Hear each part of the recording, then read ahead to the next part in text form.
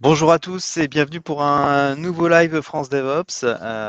Aujourd'hui, nous avons la chance d'avoir Timothée de chez Red Hat qui va venir nous faire un talk autour de Fedora, CoreOS. Mais avant ça, est-ce que tout le monde m'entend bien? Est-ce que le son est bon? Vous pouvez me mettre un petit message dans le chat. Super, impeccable. Donc avant de relancer la présentation, enfin la seule info technique à vous communiquer. Donc je vous invite à poser les questions juste à côté du chat dans le petit onglet questions, comme ça on pourra les prendre au fil de l'eau ou alors regarder tout ça à la fin de la presse. Un peu d'actu, on n'a pas sur le France DevOps, en ce moment on n'a plus de live de planifié, il faut juste qu'on se remette dessus. La prochaine date sera, que je dise pas de bêtises, on vient juste d'en parler, le 24 novembre. Ce sera un peu différent d'habitude. Cette fois-ci, ce sera à la fois en présentiel et en diffusion, et ce sera le soir à 19h. Donc, on aura un talk autour de GCP et d'Istio dans les locaux d'une boîte nantaise, gens de confiance. J'en profite également, pendant que j'ai la parole, pour remercier nos sponsors sans qui France DevOps ne pourrait pas exister, donc Deliatech, Roadsec et Intercloud. J'ai fini. Timothée, c'est à toi. Bon courage. Merci Thomas pour la présentation. Alors, hop.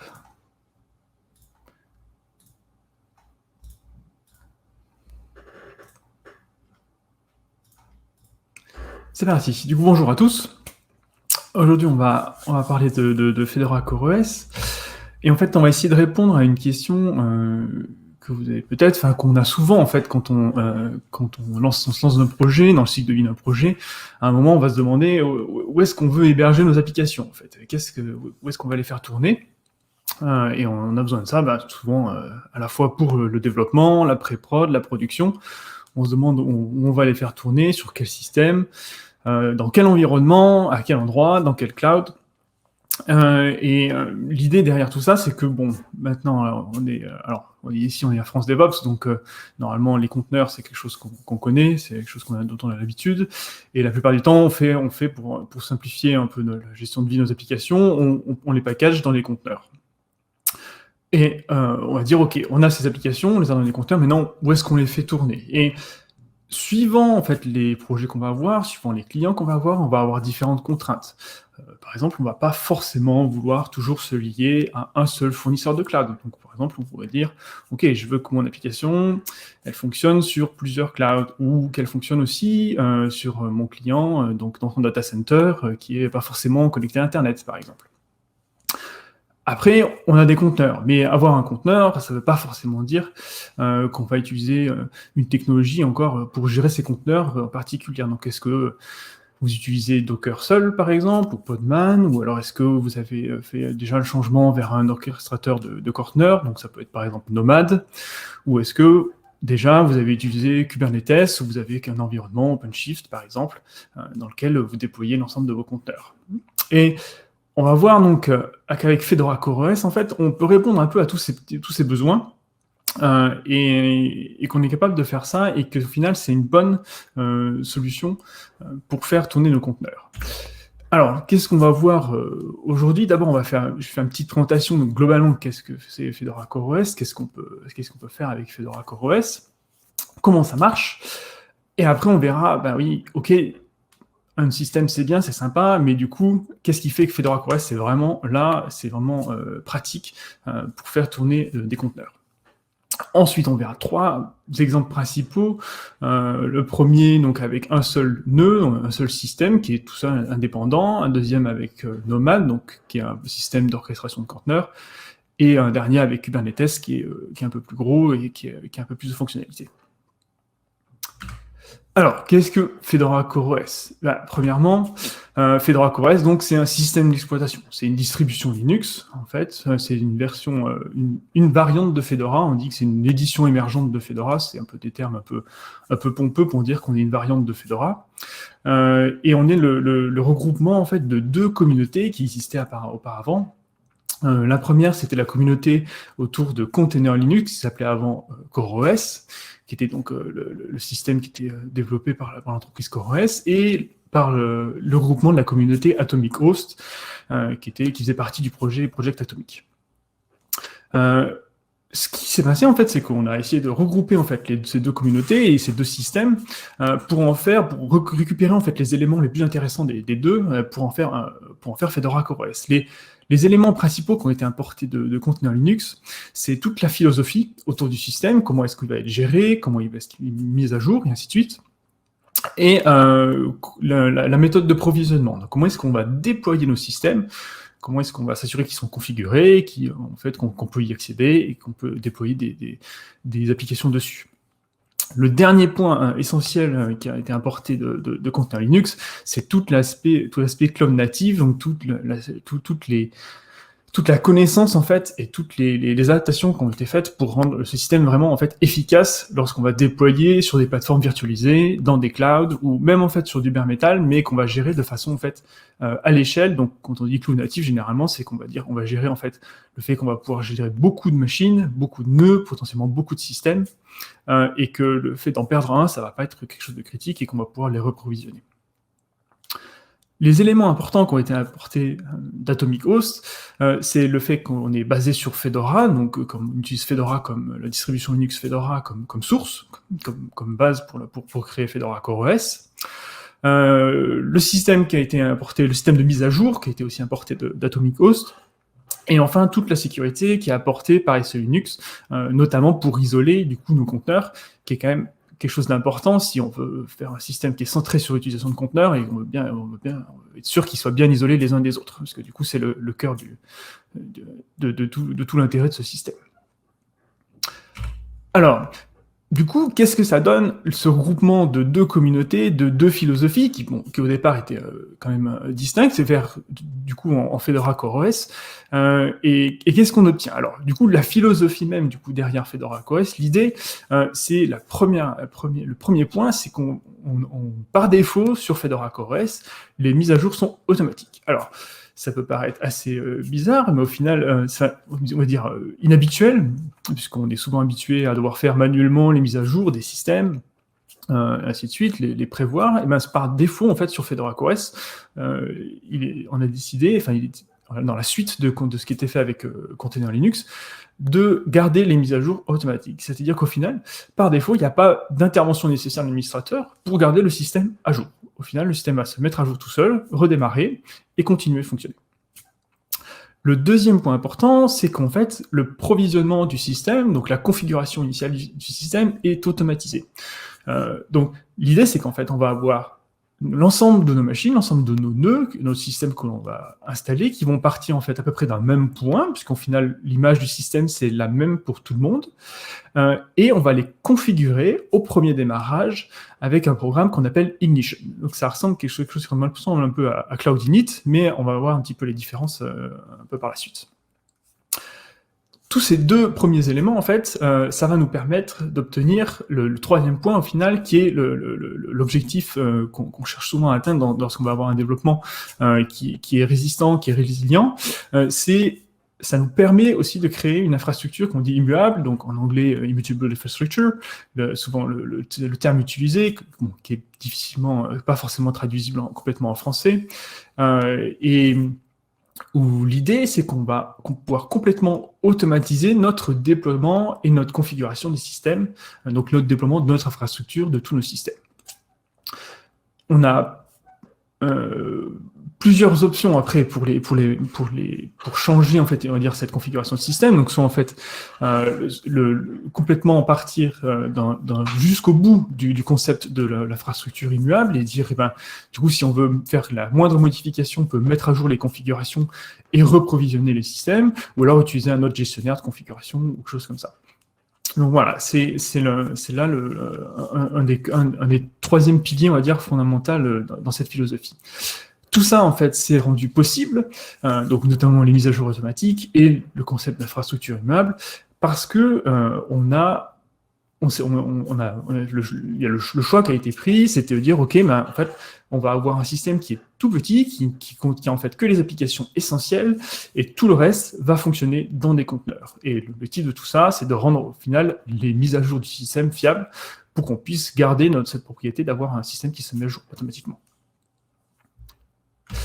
Alors, qu'est-ce qu'on peut faire? Où est-ce qu'on peut déployer Fedora CoreOS au final? Parce que du coup, c'est entre guillemets un peu un nouveau système, mais est-ce qu'on peut le déployer un peu partout? Ben, globalement, oui. On a le support de pratiquement toutes les plateformes de cloud. On va dire à toutes les grosses plateformes de cloud. Et pour toutes celles qui ne sont pas explicitement listées, en fait, on a un support indirect de ces plateformes parce qu'on peut au final installer en utilisant les autres options. Mais donc voilà, les supports, on va dire, natifs de ces plateformes de cloud sont là, donc toutes les plateformes classiques que l'on connaît.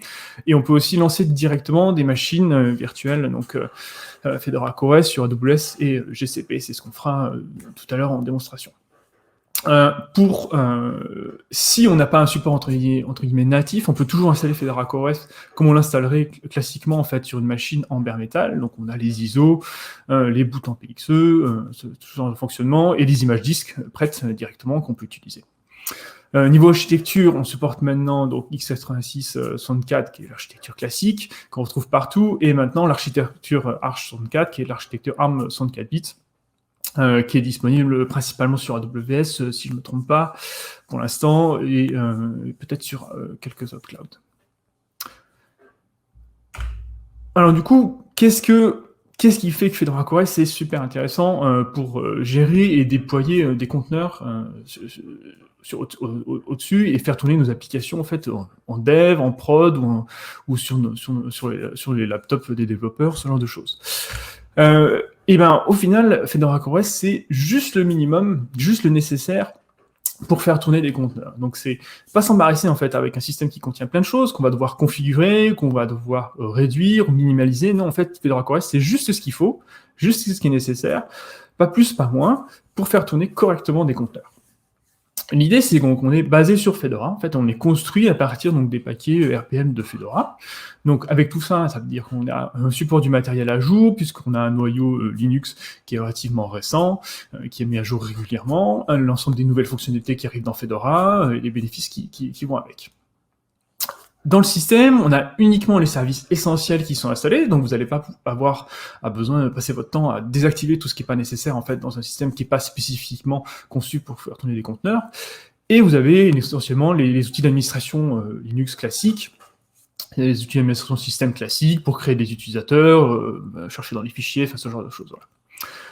On a le choix, en fait, on inclut les deux gestionnaires de conteneurs principaux qui sont donc Podman et Moby Engine, qui est juste le nom open source de Docker qui maintenant est le produit, mais qui effectivement est essentiellement exactement la même chose.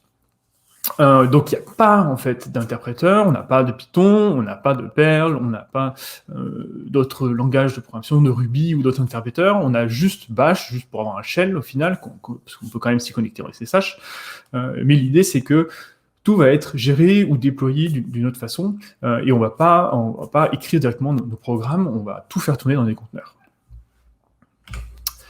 Alors, à quoi ça va ressembler un système puisque du coup, on a conçu un petit peu différemment. En fait, ça, c'est l'héritage d'Atomic Host. Le système en lui-même, en fait, il est construit à partir d'un ensemble de paquets RPM, mais c'est pas un système classique où on va dire on va mettre à jour chaque élément un par un, chaque paquet un par un, d'une version à une autre. C'est quelque chose qui va fonctionner en fait plus sous la forme, qui va donner l'impression de fonctionner plus comme un système d'image, comme un système, on va dire, classique qu'on peut trouver dans les systèmes embarqués, où on va aller d'une image du système, d'une version du système à un autre. Et ce qui nous permet de faire ça, en fait, c'est un logiciel qui s'appelle RPM OS3. Et l'idée, c'est que c'est lui qui va gérer, en fait, le système, sa mise à jour, son fonctionnement, et le changement de version, en fait.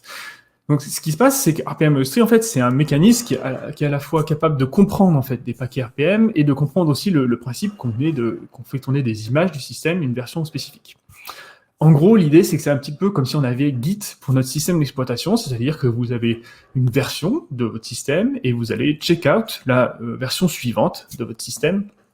Comme vous check out un commit avec Git, et ben là, vous allez faire la même chose, vous allez pouvoir dire, OK, ben maintenant, je vais pouvoir mettre à jour mon système, je vais aller vers la prochaine version, le prochain commit de mon système. Et une fois que RPM OS3 a récupéré ce commit et l'a préparé, et ben vous pouvez dire au système, OK, redémarre, c'est parti, et du coup maintenant on va tourner sur la nouvelle version du système. Donc vous n'êtes jamais en fait en train de fonctionner sur un système qui est à moitié à jour ou en cours d'être à jour, c'est toujours une version spécifique et vous redémarrez pour passer à la nouvelle version. Alors, le deuxième avantage de tout ça, c'est que du coup, lorsque vous avez un système Fedora CoreOS qui tourne, vous avez exactement, on va dire, vous savez exactement sous quelle version il tourne, puisque du coup, il y a l'ensemble du système, c'est au final, il y a un seul élément, comme le commit Git, qui permet de définir, qui permet de fixer en fait le contenu du système, et donc du coup de savoir qu'est-ce qui tourne et sur quelle version exactement vous tournez. Donc, lorsque vous avez un bug, sur un système en production quelque part qui tourne, ou si vous avez une machine qui fonctionne pas, vous allez savoir exactement sous quelle version le problème existe. Vous allez pouvoir vérifier s'il existe ou pas sur la version d'avant, et ainsi de suite, ou la version d'après aussi. Vous allez pouvoir vérifier s'il est corrigé, sans avoir à faire une matrix de texte très compliquée. Le deuxième avantage en fait derrière RPM Industry, c'est que ça force une distinction très très claire entre donc /user qui est au final tout le contenu du système, donc c'est là où on va avoir tous les programmes, tous les utilitaires et ainsi de suite, /etc qui est la configuration de votre système, et /var qui contient tout l'état du système, donc ça va être tous les états des applications, les conteneurs, leurs données, ainsi de suite, tout ça qui va être stocké dans /var. Et il n'y a rien d'autre au final, puisque tout le reste du système est monté donc en lecture seule, et donc les seuls points en fait où l'utilisateur peut, au final, les applications peuvent écrire ça dans /var, et la configuration qui est stockée dans /etc qui est modifiable par l'administrateur. Alors l'avantage de tout ça, c'est que ça évite quelques accidents fâcheux si on essaye si on se trompe dans certaines commandes, et ça bloque aussi quelques attaques naïves, même si c'est pas le bénéfice principal, qui est essentiellement en fait de se forcer à utiliser une séparation forte entre ce qui est vraiment le système et le reste qu'on va faire tourner dans des conteneurs et la configuration même du système. Alors, c'est RPM Industry qui va en fait nous permettre tout ça, avec ce mode de fonctionnement du coup par image, d'avoir aussi des mises à jour automatiques par défaut. Donc, quand on fait tourner nos applications dans des conteneurs, on va pouvoir les relancer. En fait, on va pouvoir les relancer à chaque démarrage, et ils vont aussi fonctionner de façon indépendante en fait de ce qui est installé sur le système. Donc en fait de l'hôte même du cœur du système Fedora CoreOS. Donc si on veut avoir des mises à jour automatiques, bien sûr, il faut qu'elles soient fiables, parce qu'on ne veut pas faire tomber toute sa flotte de systèmes d'un coup, parce qu'il y a un bug dans la nouvelle version.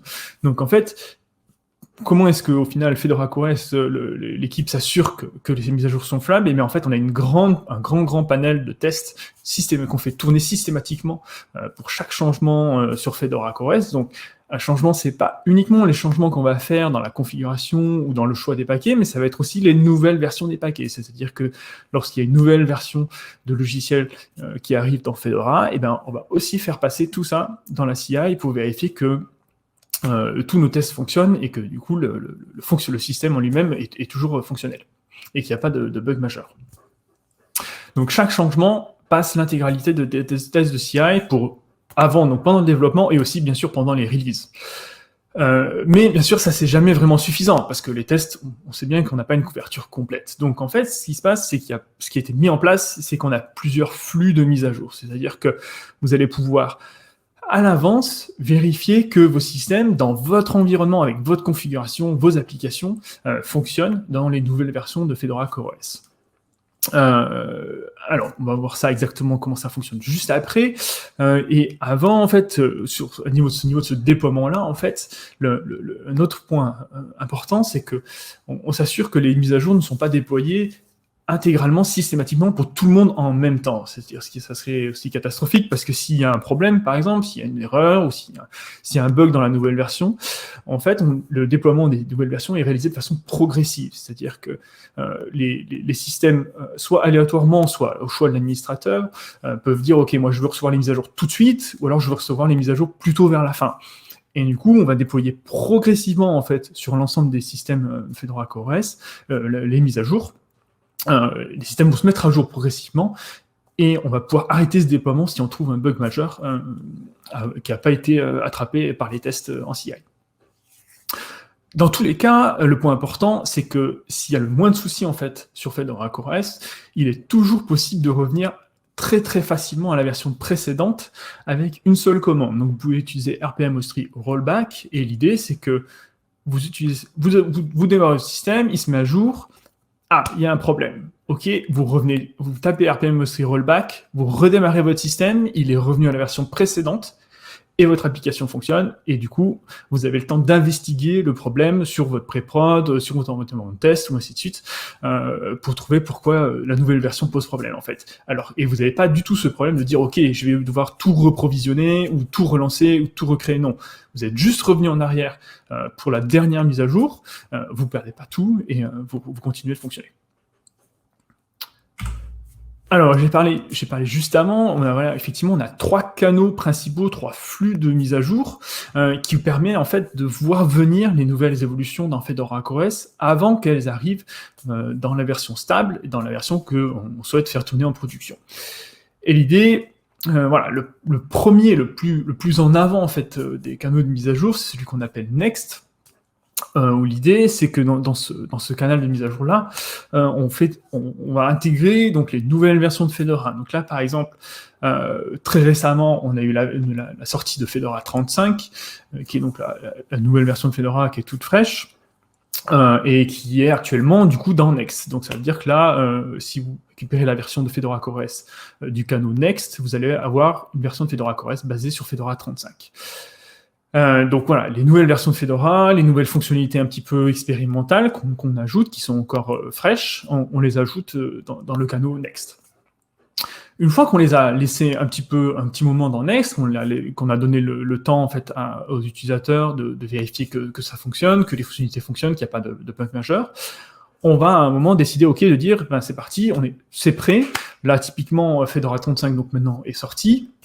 Dans quelques jours ou la semaine prochaine, quelque chose comme ça, on va basculer testing. Donc du coup, on l'a peut-être déjà fait, j'ai un petit doute sur cette version 35 de Fedora. Donc là, en ce moment, on est en version 34. On va basculer testing donc sur la 35 pour dire, du coup, ok, maintenant, on sait on annonce en gros que ce qui va arriver donc dans la prochaine version stable, ça va être ça. Donc ça va être le changement de version majeure de Fedora, par exemple, à 35. Donc en gros, testing, c'est ce qui va arriver prochainement, sous peu, dans la version stable. Donc globalement, c'est uniquement en fait des paquets stables de Fedora. Donc on n'est pas en train même si ça s'appelle testing, on n'est pas en train de tester en fait Fedora. On récupère vraiment des paquets stables de Fedora qui ont déjà été testés. Mais l'idée c'est que c'est testing parce qu'on les teste pour Fedora CoreOS. Voilà, on prend ce niveau en fait d'assurance en plus, de dire on se prend le temps de tester même les nouvelles versions stables de Fedora pour être sûr qu'il n'y ait pas de problème. Et enfin, un peu plus tard, une fois qu'on a pris ce temps de test dans testing, on va sortir en fait une version stable qui va être essentiellement exactement la même chose que testing, si on n'a pas trouvé de bug majeur. Si on a trouvé un bug majeur, bien sûr, on va essayer de le corriger avant de le sortir. Et on va le sortir donc dans ce flux stable. L'objectif de tout ça, c'est qu'en fait, on ait une mise à jour de Fedora CoreOS toutes les 2 semaines. Donc c'est pas une mise à jour, on va pas faire ça, on va pas mettre à jour tous les jours, on va pas mettre à jour toutes les semaines parce que ce serait trop rapide. On met à jour par contre toutes les 2 semaines, et on met pas non plus à jour tous les mois ou tous les ans, enfin tous les 6 mois.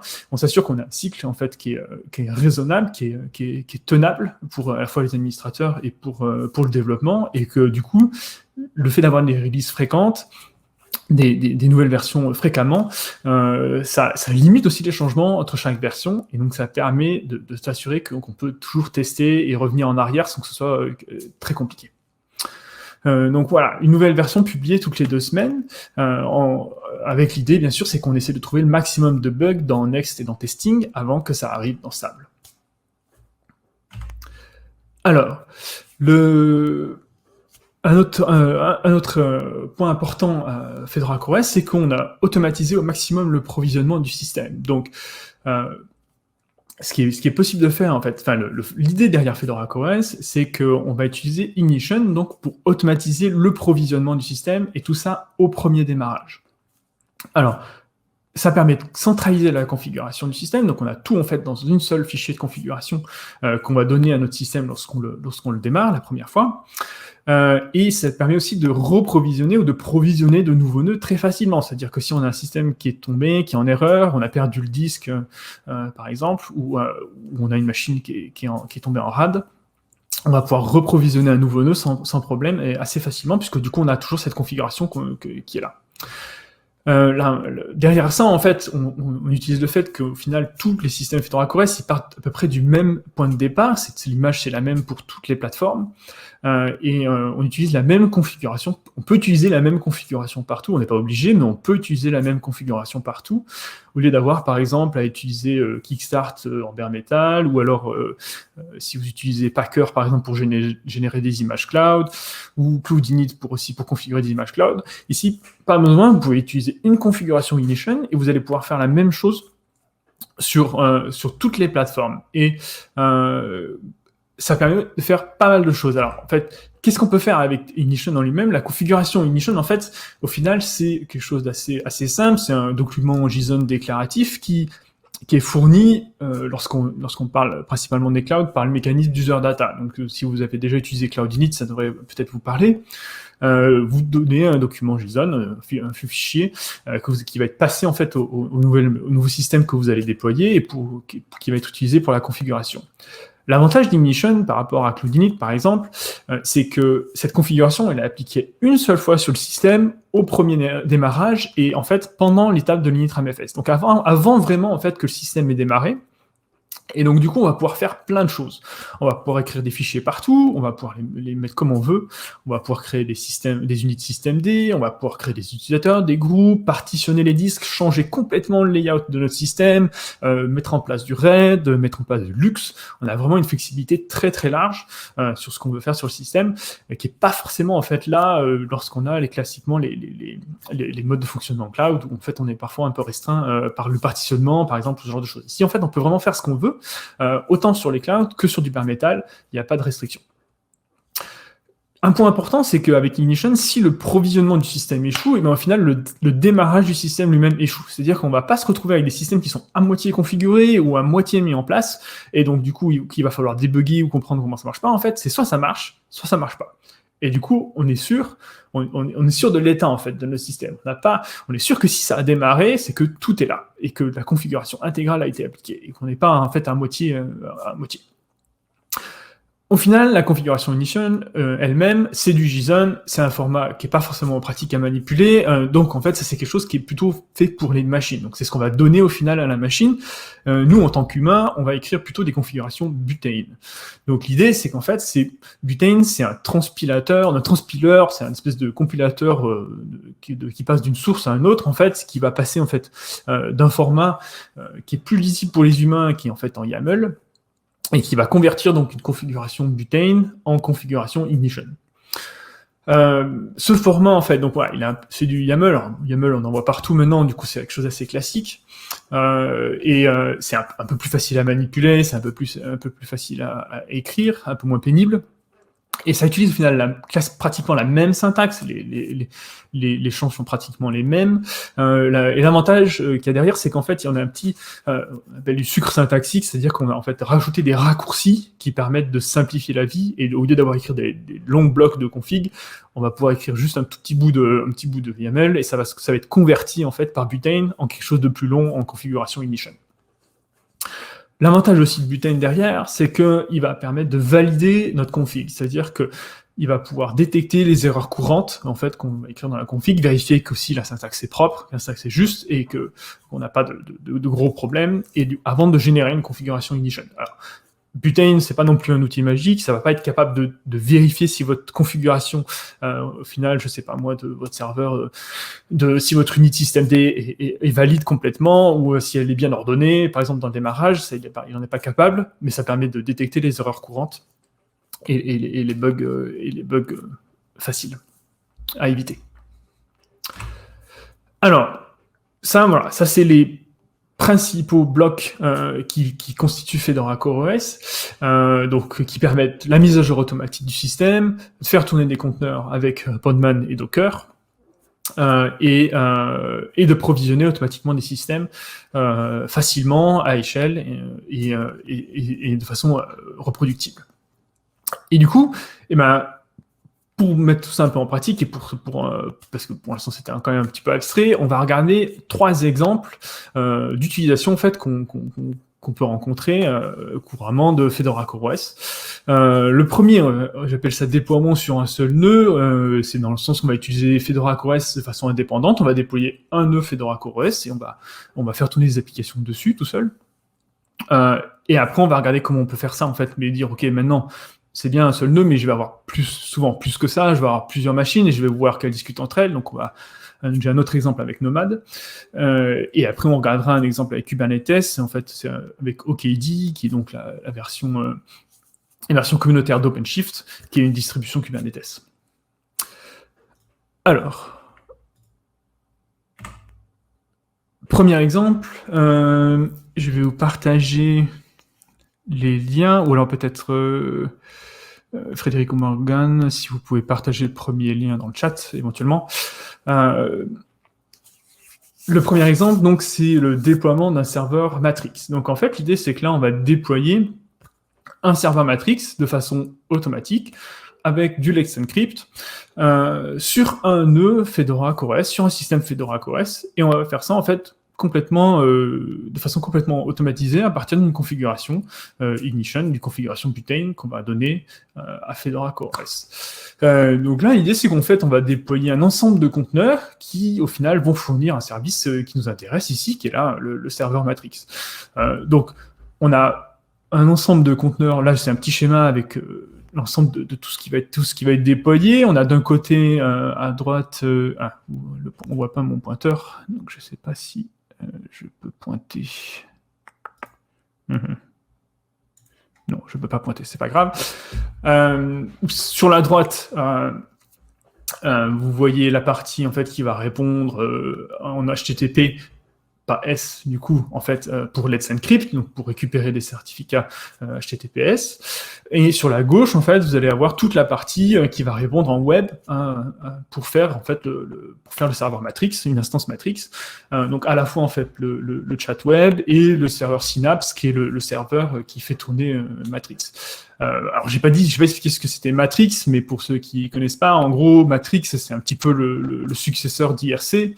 C'est-à-dire que c'est un mécanisme de discussion instantanée qui est fédéré, donc il n'y a pas une instance en fait principale, mais du coup chacun peut déployer sa propre instance et se connecter en fait aux autres instances, se fédérer aux autres instances de Matrix pour pouvoir discuter.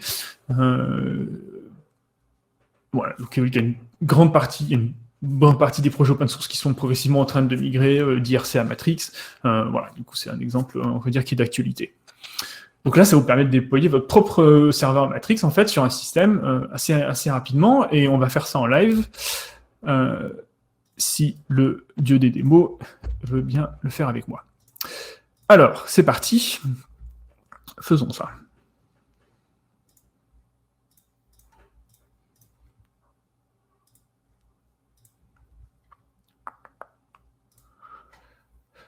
Hop.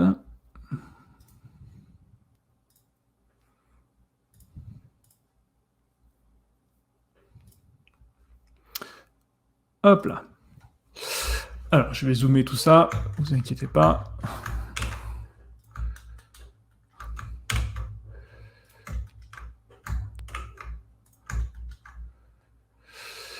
Et je vais zoomer aussi à gauche ici. Donc, voilà. Donc ça, c'est le dépôt. Est-ce que c'est à peu près lisible? Parce que du coup, je ne peux pas switcher.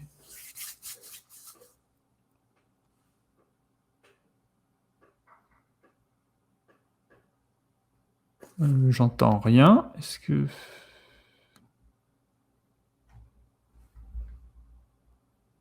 Je vais regarder le chat, du coup. Est-ce que je suis à peu près lisible? Très bien. On me dit très bien. Ouais, ok, très bien. Super, merci. Ok, cool. Donc, voilà, si vous allez sur le lien qui a été copié dans le chat, c'est un exemple, c'est l'exemple complet qu'on va déployer, que je vais déployer tout de suite. où l'idée, c'est en fait toute la configuration qui va nous permettre de déployer un serveur Matrix sur Fedora CoreOS. Alors, on va pas rentrer tout de suite dans les détails de comment est-ce que c'est fait, comment est-ce que la configuration est prête. Et ce qu'on va plutôt faire, c'est déjà déployer le système et regarder en fait comment ça marche. Et après, on regardera du coup comment est-ce qu'en fait la configuration elle-même a été écrite et du coup qu'est-ce qu'il y a dedans. Alors, pour faire ça, en fait, je vais utiliser GCP, donc là, je suis sur Google Cloud, mais en fait, vous pouvez utiliser n'importe quelle plateforme, la plateforme que vous voulez. Là, j'utilise juste GCP parce qu'ils ont une petite console qui est pratique, et et j'ai les commandes sous la main, et vous allez voir, c'est plutôt pratique à déployer. Alors... Où sont mes démos? Elles sont là, mes commandes de démo. Voilà.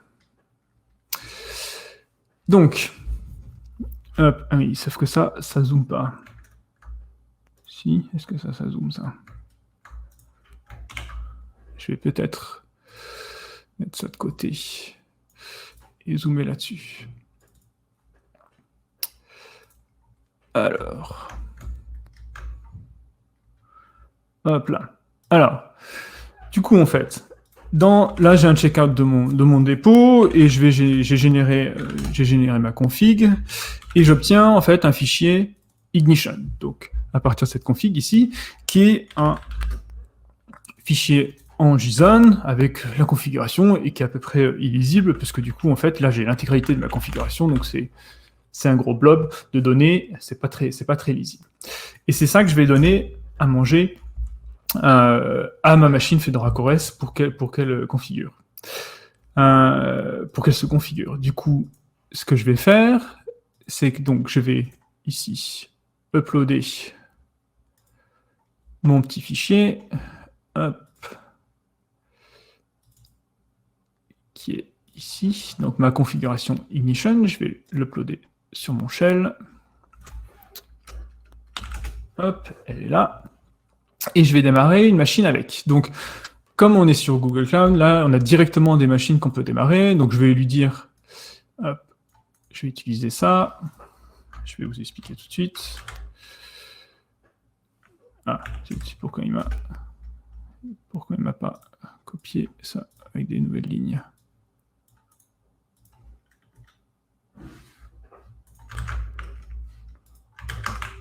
Voilà, ça marche mieux comme ça. Donc, je vais démarrer une version stable de Fedora, je lui donne un petit nom, ma configuration, c'est ma config, je démarre une machine avec un stick standard et je la démarre ici en Europe. Et c'est parti, et ici rien de spécial, j'utilise une commande gcloud pour démarrer ma machine en utilisant la configuration ici, voilà, que je lui donne en user data dans mon projet, et ainsi de suite. Et je vais juste lui dire, ok, c'est un serveur, du coup, autorise l'HTTP et l'HTTPS. Et c'est parti. Oui, j'autorise gcloud.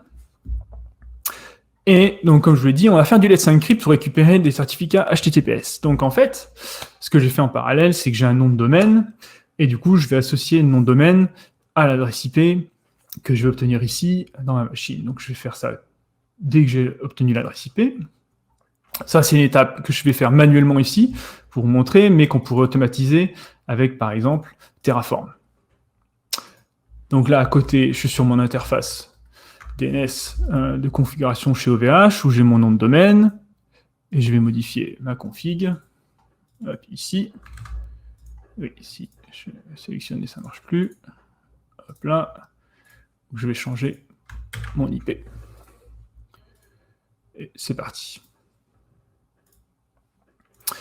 Donc là, j'ai ma machine qui démarre. Si je regarde ce qui se passe, je devrais voir ma machine arriver.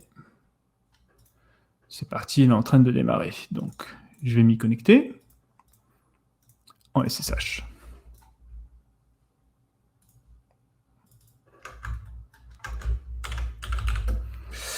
Alors, je m'y connecte avec ma clé de démo. Et je me connecte avec l'utilisateur core sur ma machine. Non, c'est pas ça. Hop. Alors, il ne m'a pas copié l'adresse IP. On recommence.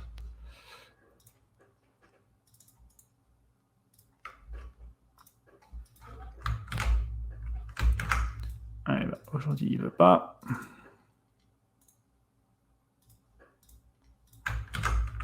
Ça y est. Yes. Et c'est parti. Alors, j'espère que c'est assez lisible, du coup. Je vais grossir encore un peu, jusqu'à ce que ce soit raisonnable. Du coup, c'est parti. Je suis connecté donc à un système Fedora CoreOS qui a été lancé. Et avec RPM Ostri Status, je peux regarder du coup la version de mon système, qu'est-ce que je fais tourner. Et donc là, je fais tourner la dernière version stable de Fedora CoreOS, qui est la 34, et ainsi de suite, avec le numéro de release. Et donc, on voit ici, il y a bien un commit, c'est cette version-là que je fais tourner de mon système. Et j'ai déployé un certain nombre de conteneurs. Donc, si je regarde ce qui tourne sur ma machine, donc là, j'ai utilisé Podman, en fait, pour démarrer mes conteneurs, et je regarde l'ensemble des conteneurs qui tournent sur mon système, et j'en ai un certain nombre.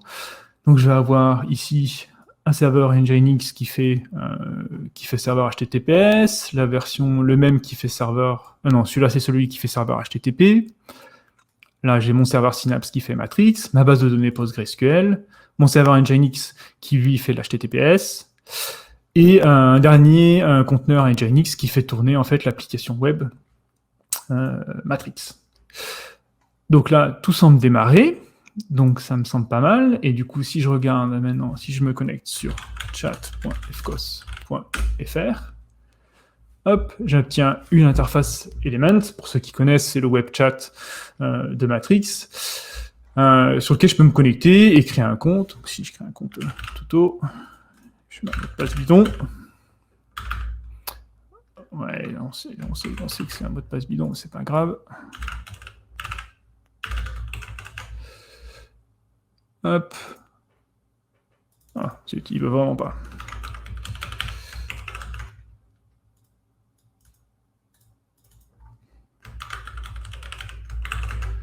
Je crois que j'ai un mot de passe quelque part qui traîne, que j'utilise pour faire cette démo. Il est là. Hop. On recommence avec ça. Et oui. C'est parti. Et voilà, je suis connecté donc sur mon instance qui est fédérée avec le reste en fait des instances Matrix. Donc là, je pourrais discuter avec n'importe quelle autre personne sur Matrix. Alors, ce qui est intéressant, c'est que là, au final, ma connexion, j'ai bien un certificat que j'ai obtenu en fait avec Let's Encrypt, donc qui est tout frais et qui vient juste d'être obtenu pour mon nom de domaine aujourd'hui. Voilà, que j'ai généré du coup, que j'ai récupéré directement lorsque j'ai provisionné mon système pour faire l'HTTPS. Alors, oups. Voilà, donc mes conteneurs. Du coup, j'ai déployé donc mes conteneurs, j'ai déployé tout mon service et tout ça fonctionne. Et lorsque après mon système va être mis à jour, lorsqu'il va être redémarré, du coup, l'ensemble des conteneurs vont être démarrés, mis à jour aussi, et ainsi de suite. Alors, à quoi ça ressemble en fait lorsqu'on regarde la configuration elle-même, du coup, puisque c'est ça qui nous intéresse globalement. Et bien en fait, dans la configuration, on va décrire l'intégralité du coup de ce que je vais déployer. Donc là, en fait, j'ai déployé un service, donc j'ai déployé en fait un ensemble de conteneurs sur mon système, et j'ai essayé de déployer à l'aide en fait d'unit systemd. Donc en fait, j'ai écrit des unit systemd. En fait, je les ai pas vraiment écrites moi-même. En fait, je les ai fait générer par Podman, c'est-à-dire que j'ai fait tourner une fois le système, et après j'ai généré ces unités à l'aide de la commande podman generate, et il m'a généré ici ces unités systemd qui permettent de faire tourner ces conteneurs. Alors, elles sont très verbeuses comme ça, mais en fait, il faut se dire que j'ai pratiquement rien écrit ici, c'est tout podman generate qui les a écrites pour moi, et après, moi, j'ai juste rajouté les variables d'environnement ici, par exemple, pour podman. Et on a fait ça, en fait, pour chacun de nos conteneurs qui tournent sur notre système, donc le Nginx, et ainsi de suite. J'ai écrit une petite unité pour faire récupérer les certificats avec Let's Encrypt, par exemple, et pour le renouvellement automatique, du coup, avec Certbot. Et voilà. Et au final, à la fin, on a quand même besoin d'un petit peu de configuration. Donc du coup, en fait, on a un certain nombre de fichiers et de dossiers qu'on crée par défaut et on peut faire ça avec ici les directives storage. On peut créer les fichiers.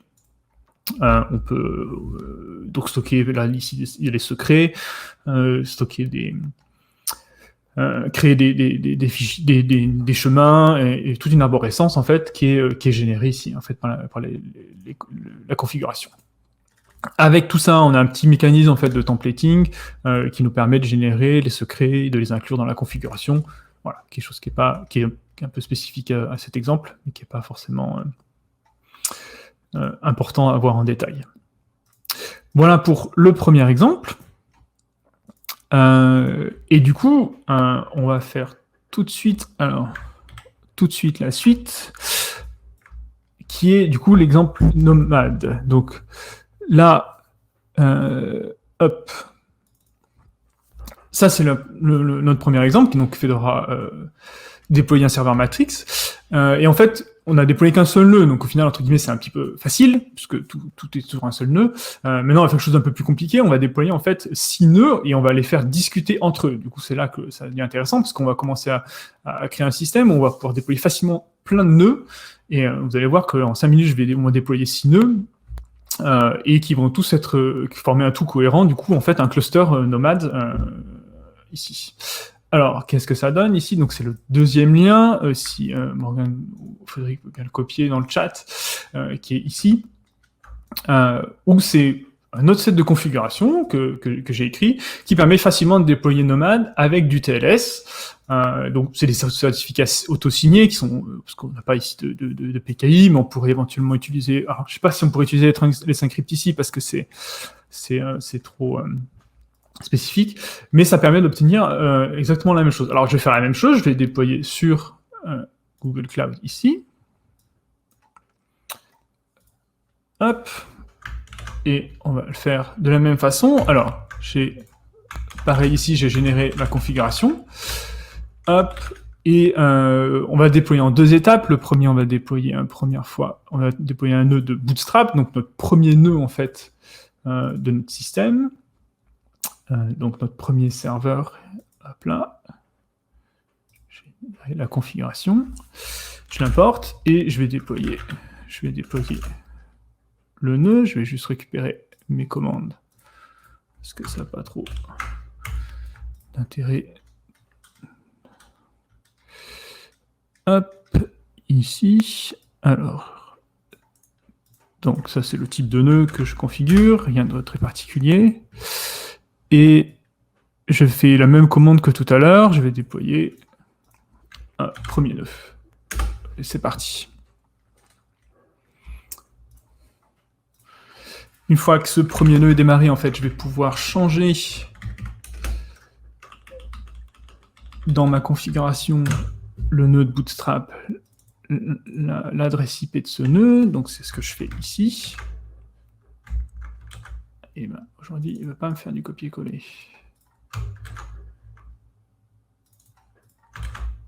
Hop.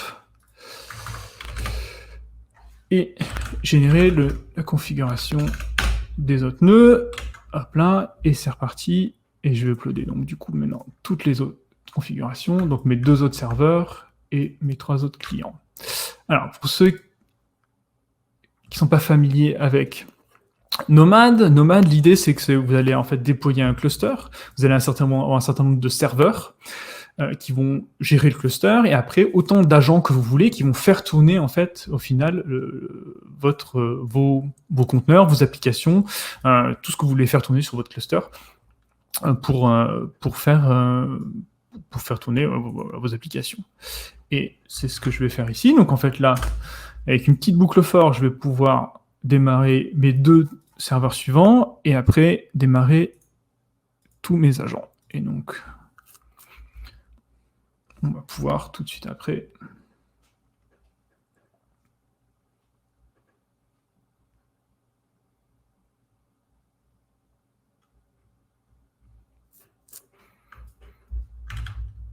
hop, je lance tout ça et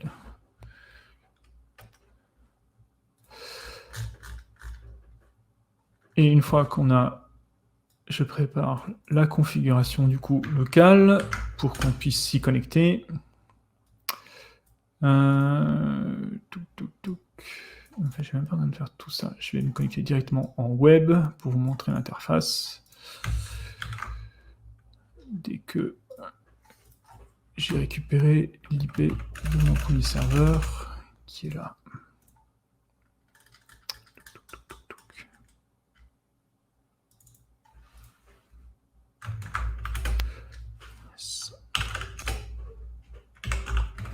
Si je passe la même clé, c'est mieux.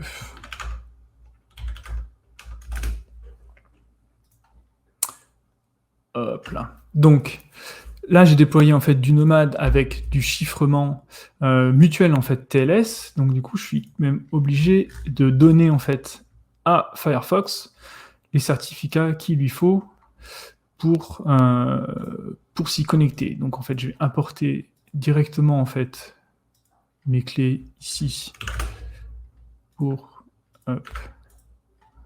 s'y connecter. Donc les certificats mutuels TLS, donc c'est client et le serveur. Et donc je vais ajouter une autorité pour le serveur qui est serveur, je crois que c'est Nomad, c'est celle-là. Hop, si je ne me trompe pas. Website, ok. Et donc maintenant, quand je vais essayer de me connecter en fait à mon serveur ici, voilà, je suis connecté à mon déploiement Nomad. Ici, je regarde en fait, j'ai 3 nœuds, 3 agents connectés et 3 serveurs qui sont connectés. Et ici, donc, j'ai un leader qui est bien là, mon premier en fait, qui est passé leader. Et je peux démarrer des jobs. Donc, si par exemple, je prends, hop, je suis pas sur le bon dossier. Si je prends ici un job d'exemple, Nomad, qui est le classique, que j'ai juste adapté pour qu'il utilise en fait Podman, le driver Podman, au lieu d'utiliser Docker.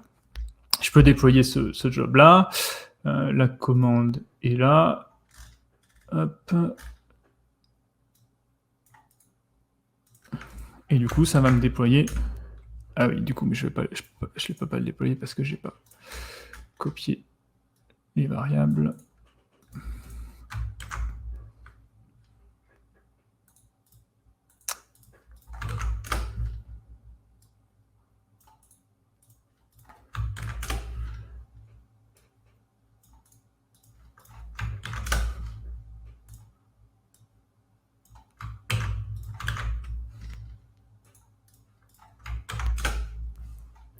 Hop, on recommence.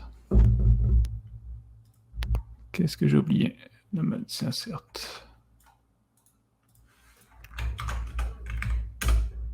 Et c'est parti. Voilà.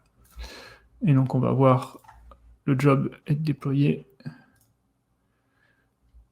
et tourner voilà, sur notre système.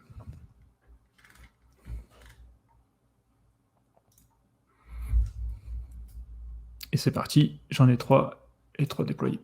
On est bon. Et donc il tourne sur nos systèmes ici. Donc là, si vous regardez Nomad, la vue globale, normalement on a une vue des jobs, la topologie, voilà, avec l'ensemble des systèmes déployés, les allocations.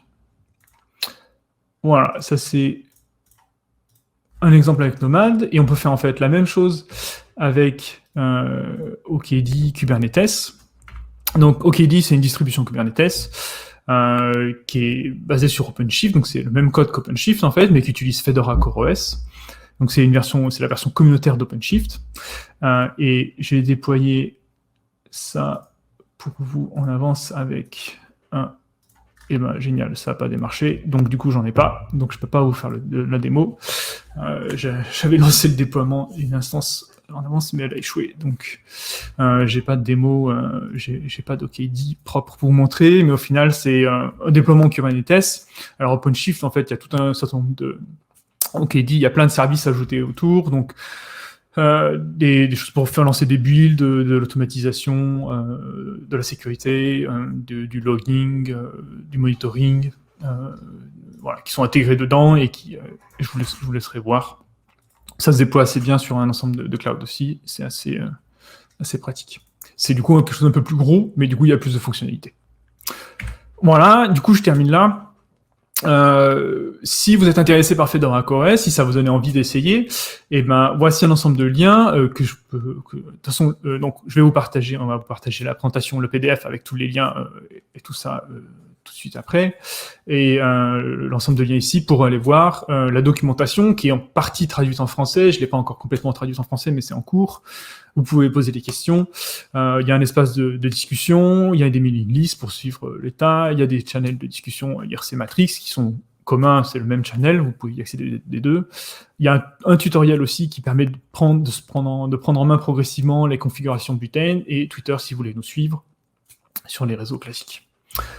Voilà, merci à vous, et je vais basculer la main, je vais repasser en partage pour voir s'il y a des questions. Ouais, merci beaucoup Timothée. Est-ce que tu lises ou on les parcourt ensemble? Eh ben, comme tu préfères. Si on peut commencer par le bas, dans l'ordre où elles ont été posées. Donc première question de Ludovic, est-ce qu'on a la capacité de faire de la gestion de stockage un peu évoluée comme ZFS? Alors on peut pas malheureusement on peut pas faire de ZFS pour la simple bonne raison entre guillemets que ZFS c'est pas intégré au noyau Linux, donc on n'a pas le module ZFS dans le noyau Linux upstream, donc du coup c'est pas intégré dans Fedora. Et du coup, il n'y a pas de support entre guillemets de ZFS. Donc après, si vous voulez faire tourner du ZFS, il va falloir faire, compiler le module et le faire tourner sur le système. C'est possible, hein, c'est pas du tout impossible. Après, c'est vous qui voyez à quel point vous êtes d'accord avec l'incompatibilité ou pas de la licence de OpenZFS avec le noyau Linux. Ok, ça marche. Question suivante de Patrick qui précise que Fedora CoreOS, en tout cas il lui semble que Fedora CoreOS est aussi dispo pour d'autres architectures, notamment PP64LE et S390. Alors Fedora l'est, mais Fedora CoreOS l'est pas encore. Donc on a que x86-64 et Arch 64, mais on n'a pas encore PPC LE64 et S390X pour Fedora CoreOS. Donc parce que du coup on n'a pas encore ce type de build. Ça marche. Question suivante donc de Marc-Antoine. Est-ce que installer un composant non containerisé comme Kubelet est anti-design? Alors, c'est pas du tout anti-design, puisque là, par exemple, je vous ai montré une démo avec Nomad, et en fait, ce qui se passe, c'est que littéralement, en fait, j'installe, mais en fait, je copie les binaires de Nomad sur mon système Fedora CoreOS, et je les fais tourner à l'extérieur de conteneurs, puisqu'au final, c'est eux qui lancent les conteneurs, donc ils peuvent pas vraiment être dans un conteneur. Donc, c'est pas du tout un problème. Vous pouvez très bien récupérer les binaires kubelet et les faire tourner directement sur le système. Voilà. L'idée, c'est qu'effectivement, là, c'est des éléments d'infrastructure, donc vous allez vouloir les faire tourner directement sur le système, et après, vous voulez faire tourner plutôt les applications dans les conteneurs. Ok, une nouvelle question de Patrick qui se demande s'il y a une correspondance entre les versions de Fedora CoreOS et le CoreOS d'OpenShift, OKD. Alors, dans ce qui est OpenShift, donc il y a deux choses. Il y a OKD, donc la version communautaire, qui utilise effectivement Fedora CoreOS et qui utilise progressivement les versions stables de Fedora CoreOS. Il y a des petits changements légers, mais globalement, c'est 99%, c'est la même chose que ce qui est dans Fedora CoreOS classique.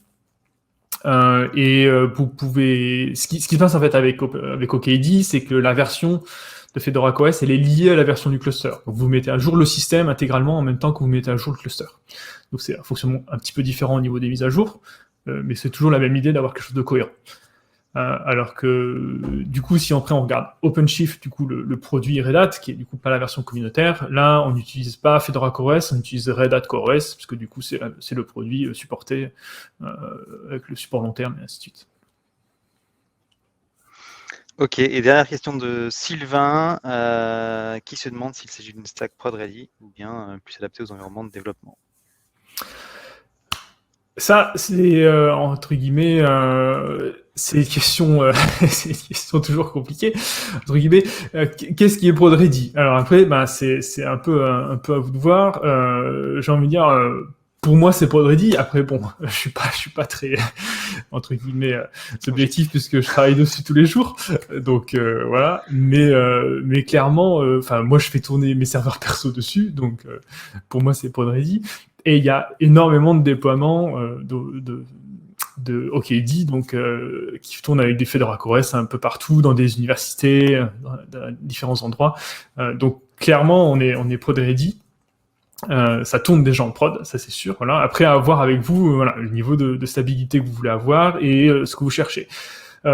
Ça dépend effectivement de comment vous voulez vous investir dans le projet, et sachant que bien sûr Fedora CoreOS c'est une version communautaire, c'est la version communautaire de Fedora, basée sur Fedora d'un système, donc il n'y a pas de support officiel, il n'y a pas de...